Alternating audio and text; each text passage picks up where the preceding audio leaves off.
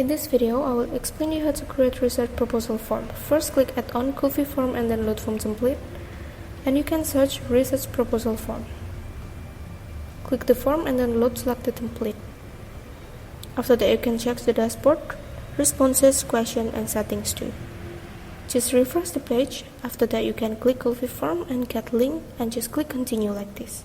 Choose your account and then click Advanced, click Coffee form, and click allow. Just follow the step. After you can get the link, copy it and paste it into your search engine like this. So the form is now ready to use.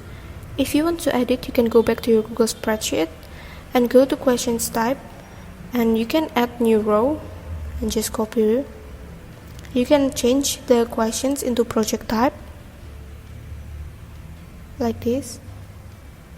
Also, you can change the questions type into radio button, and you add the options like easy or hard, for example, and it will show like this.